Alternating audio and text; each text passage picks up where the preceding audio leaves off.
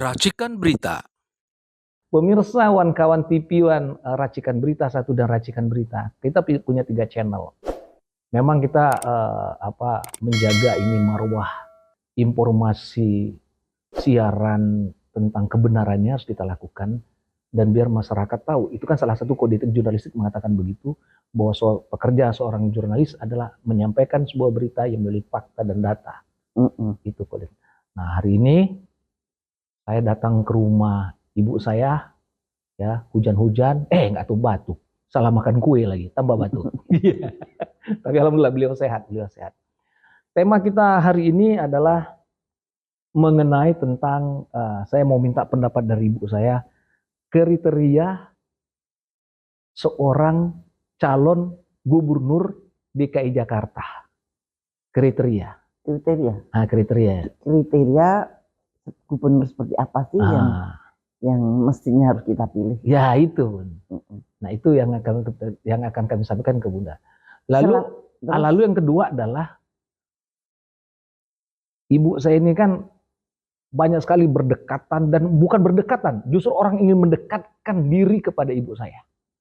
Terbalik, maaf. Bukan ibu saya mau mendekati, tetapi orang yang berusaha untuk mendekati ibu saya. Ya, beberapa orang, dan itu sendiri ada seorang sahabat kami juga, dan ibu saya juga menganggap dia sebagai anak juga, yaitu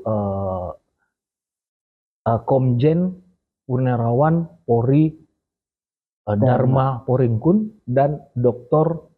Kun Abiyoto, Wardan Abiyoto. Ini orang-orang hebat loh, orang-orang hebat. Nah, pertanyaan saya pertama adalah, ya kan, apakah kedua sahabat ini mau saya tanya, apakah kedua sahabat ataupun istilahnya anak Bunda udah bersama itu cocok masuk kriteria di Pilgub DKI ini, Bu? Kriteria person apa kriteria keseluruhan? Ideologi. Selama ini kita selalu disuguhin gubernur-gubernur calon dari partai. Anda tahu sendiri partai itu apa ya? Apalagi setelah pemilu ini, kebanyakan masyarakat itu muak dengan partai, kesel sama partai gitu. Karena ternyata yang berdaulat di negeri ini adalah partai, bukan rakyat. Misalkan DPR yang berkuasakan partai, bukan rakyat. Nah, selama ini kita selalu disuguhin calon gubernur dari partai. Tentu saja itu petugas partai. Nah, kali ini kami mengajukan calon gubernur yang independen. Kami dari Gerakan Sehat untuk Rakyat Indonesia mengajukan calon yang independen, tidak partai, bukan petugas partai. Kalau petugas partai harus mikir proyek apa ya nanti supaya menguntungkan partai saya, pasti begitu. Maka banyaklah kepala-kepala daerah yang kena KPK. Nah, kali ini saya ingin mencoba masyarakat sadar apa tidak itu. Dan ketika mau maju, ya Allah syaratnya berat banget. Harus memenuhi syarat 618.000 KTP atau fotokopi KTP lah. Berikut surat dukungan. Untuk mendaftar. Iya, betul. Dan itu pun dibatasin tanggalnya. Tadinya masih tanggal 19 Agustus, dikasih 18 sampai tanggal 12 Mei. Wah, tinggal seminggu. Tapi Tuhan menolong kami, dan alhamdulillah pada waktu pendaftaran membawa 850.000. Nah, calon yang kami tawarkan adalah berbeda dengan calon-calon yang biasanya petugas partai. Kalau gubernur petugas partai biasanya ngomongnya tentang macet, tentang banjir, tentang proyek dan sebagainya. Tapi kali ini calon yang independen kali ini justru tidak ngomong tentang itu, tapi ngomong tentang nyawa Anda. Dia ingin melindungi nyawa Anda. yang notabene terancam oleh kejahatan kemanusiaan dari luar. Jadi contohnya pandemic treaty yang mudah-mudahan akan gagal, Tapi kemudian kemungkinan juga cuma ditunda, mungkin 1 Desember nanti akan diketok. Nah, itu policy dari global, itu isu kesehatan adalah sangat efektif untuk melumpuhkan suatu kedaulatan negara. Nah, makanya si Pak Dharma Pongrekun ini pengen menunjukkan bahwa dia bisa melawan itu gitu. Untuk melindungi masyarakat khususnya DKI dari bencana kesehatan yang mungkin akan terjadi. Ini selama ini tidak pernah dipikirkan. Rakyat ya dibiarkan pas ada pandemi ya sudah, yang mau sakit ya sakitlah situ, obatilah di rumah sakit, yang mau meninggal ya dikubur gitu. Pemerintah begitu aja, kalau perlu dibayarin perawatannya dibayarin, tapi kenapa tidak berusaha jangan sampai rakyat saya kena gitu.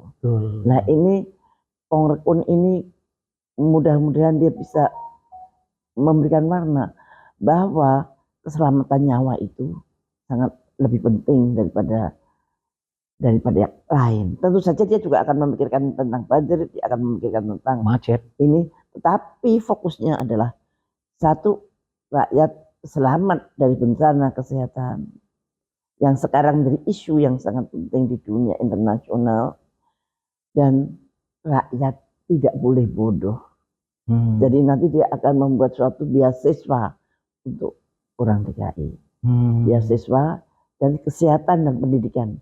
Itu fokusnya Dharma Pongrekun untuk menjadi gubernur. Iya, menurut Bunda, apakah istilahnya tawarannya bukan dagangan kurang bos, tawaran kampanye yang memfokuskan tentang menyelamatkan nyawa warga Jakarta ini akan diterima oleh warga Jakarta, menurut Bunda? Oleh masyarakat? Iya. Kalau saya melihat antusiasnya, perdukungan awal, dia mendukung pada awal ini sih menurut saya masyarakat tertarik dengan isu itu. Isu itu. Dan calon-calon gubernur yang lain nggak ada yang isu kesehatan. Kemarin saya mendengar Pak Heru Budi yang tahu. apa namanya, incumbent ya kali ya. Itu dia juga mengetengahkan isu tapi TBC. TBC bukan sesuatu yang bisa dilindungi begitu saja. Itu sudah ada programnya dan sudah baku gitu.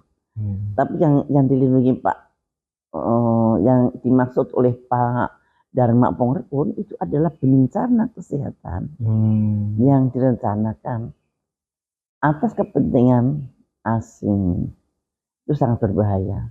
Oh, itu lebih ke bencana, Bun ya? Iya, bencana kesehatan. Bencana kesehatan. Bencana kemanusiaan. Bencana kesehatan dan bencana kemanusiaan yang ditawarkan atau dijadikan program oleh calon gubernur kita jalur independen. Ya, Bapak Komjen. Satu-satunya jalur Indonesia. Iya. Satu-satunya jalur independen yang lolos dengan waktu yang sangat disingkatkan, bukan singkat, disingkatkan, artinya dipaksakan. Udah panik kita. Udah panik ya. Tanggal 8 dibuka, tanggal 12 ditutup. Cuma 4 hari. Ini nggak jelas ini. Iya kan? Iya kan. Tapi untung sudah nyicil 2 bulan sebelumnya, 3 bulan sebelumnya. Untungnya KTP itu sudah nyicil. Jadi Pak Komjen itu udah lama merencanakan hal itu. Itu menariknya, beliau berani melakukan itu. Nah, bagaimana dengan Dr. Kun? Dr. Kun itu adalah sekjen dari Gesuri. Dia seorang ilmuwan. Dia seorang jenius yang ketika dia umur 12 tahun dia sudah lulus SMA. Jadi dia jenius. Termasuk yang jenius, dia ahli kuantum dan sebagainya. Dan dia orang yang beriman, orang yang sangat sopan santun. Dua-duanya menurut saya idaman deh. Contohnya Pak Dharma Pongrekun, polisi bintang 3.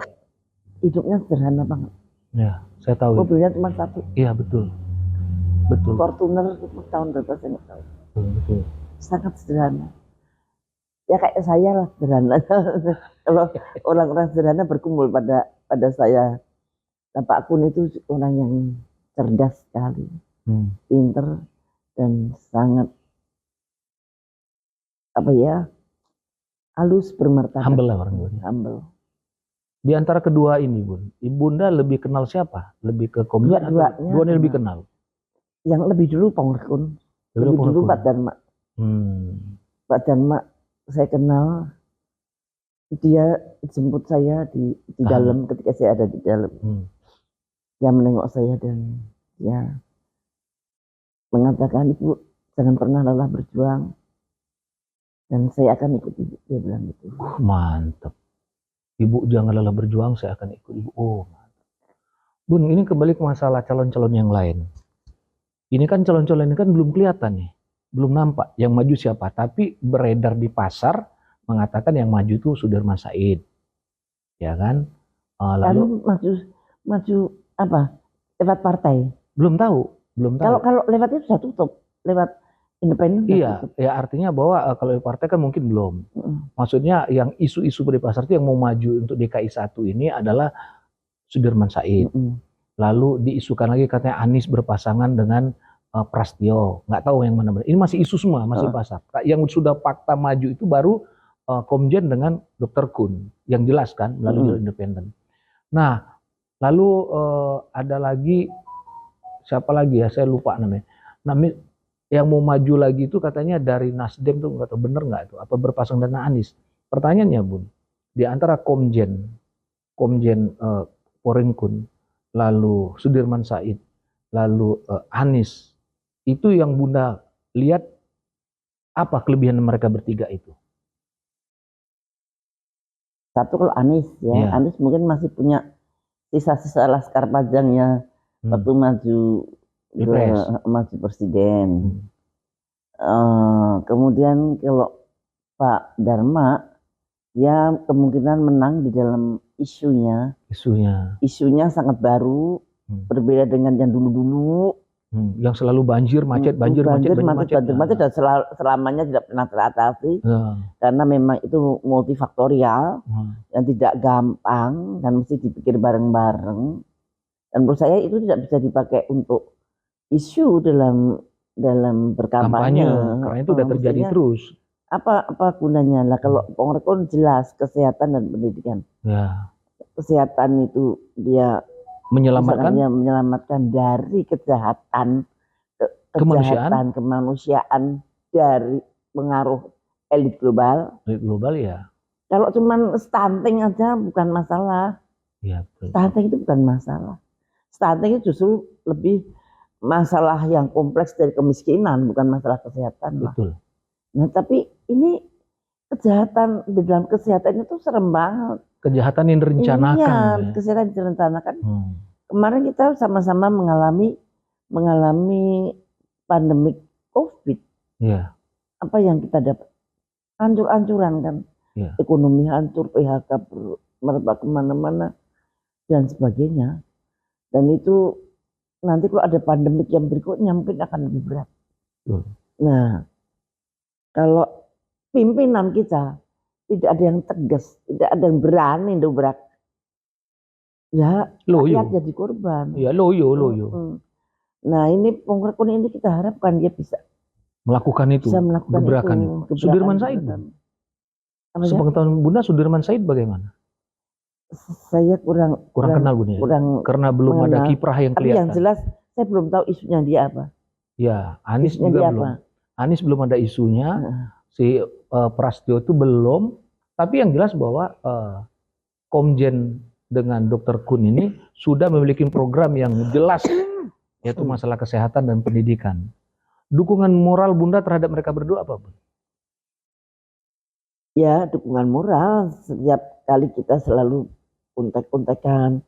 Saya selalu mengikuti dia. Kalau dia mendapat counter, ya saya mesti ikut mikirin, memberikan bahan-bahan. Ini gitu ya. Kadang-kadang keseleo, misalkan keseleo sedikit, tak pas itu keseleo di sini ini nggak apa-apa. Dan kami ya seperti anak saya lah, dua-duanya. Iya, itulah. Karena mereka berdua Kami yang terbaik. membimbingnya dengan penuh kasih sayang. Oke. Terakhir Bun, saya mau naik ke Bunda. Bunda yakin nggak bahwa Jokowi nggak ikut cawe-cawe di Pilgub ini? Karena ada putranya loh, cawe-cawe bahwa aglomerasi DKI termasuk dalam aglomerasi, dan aglomerasi itu di bawah kendalinya dia. Kendalinya Wapres yang notabene Pak Gibran. Nah, itu saja cawe-cawenya beliau. Saya kira tidak jauh dan tidak dekat, pasti yang urus adalah proyeknya. Kalau Kaisang, ya mudah-mudahan bisa sinkron dengan pencegahan penyakit dan sebagainya. Mungkin mereka belum sempat memikirkan itu. Kalau saya lihat dari debat presiden dan wakil presiden kemarin ketika pemilu, itu isu kesehatan itu sangat miskin. Betul. Masa dia ngomongin stunting? Aduh, padahal negara ini dalam keadaan yang terancam oleh akal-akalan elit global di dalam membuat next pandemi, dalam menghadapi next pandemi. Kita belum siap apa-apa. Iya. Mestinya pertanyaannya di situ. Bagaimana Menhan itu mempunyai konsep untuk menghadapi serangan perang yang asymmetrical war, yang pakai virus, perang pakai biological material. Nah itu yang sebagai orang tua, kalau saya melihat Bapak Komjen Dharma Peringkun dengan Dokter Kuntu menganggap Bunda itu sebagai orang tua mereka gitu, bukan sebagai sahabat.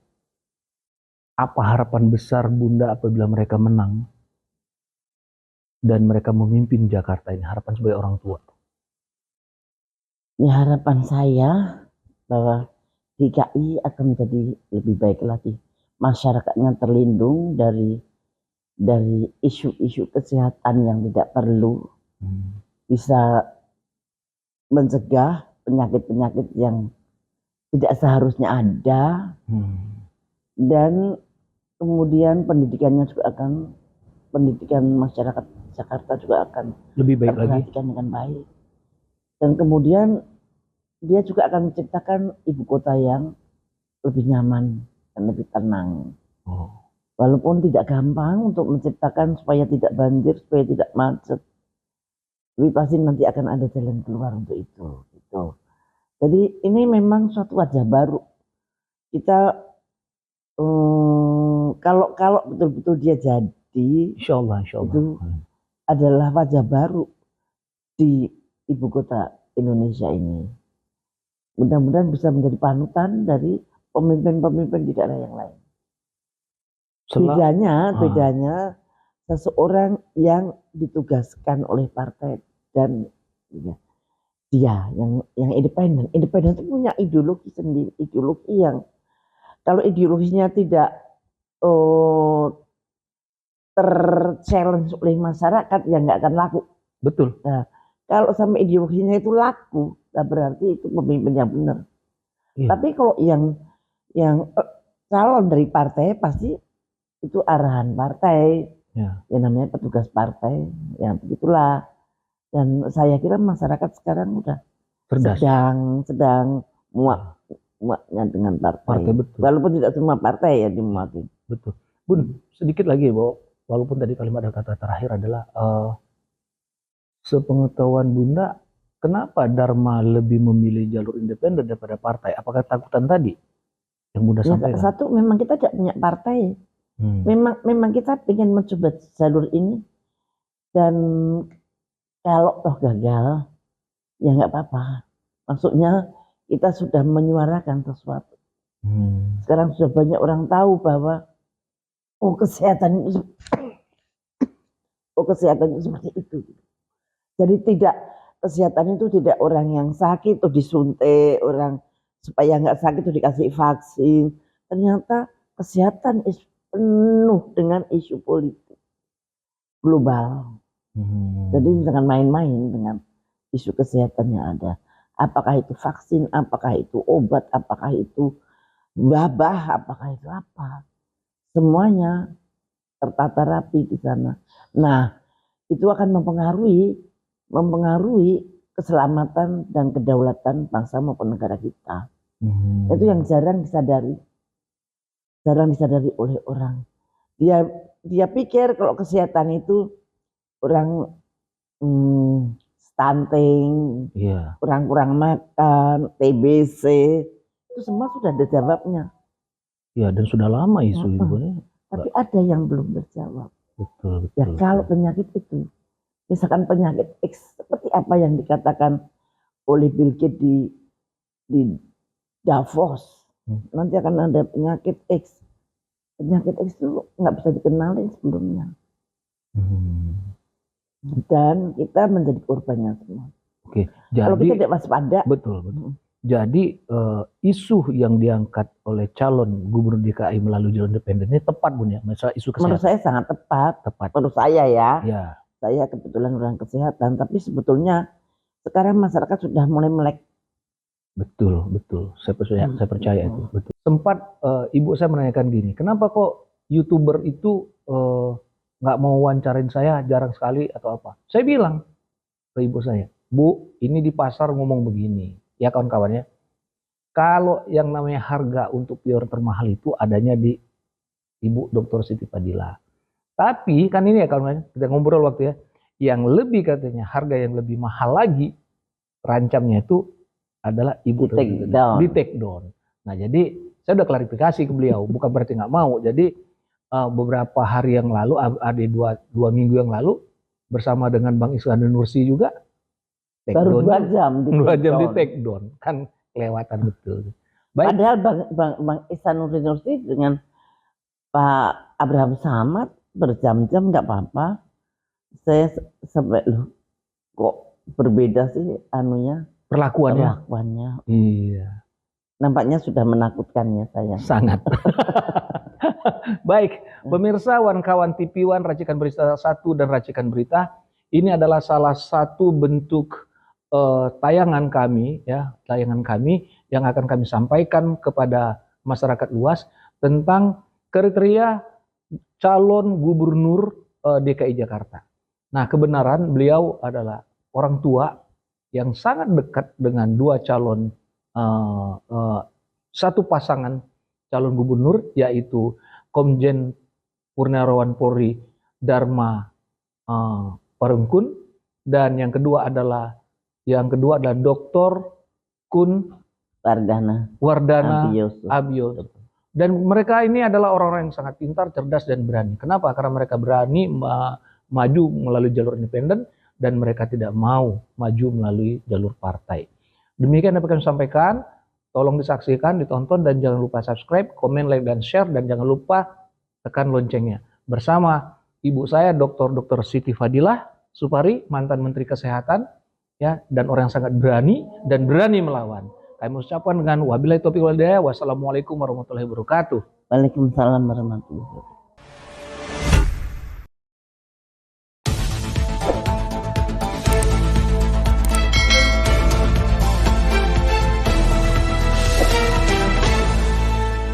Racikan Berita.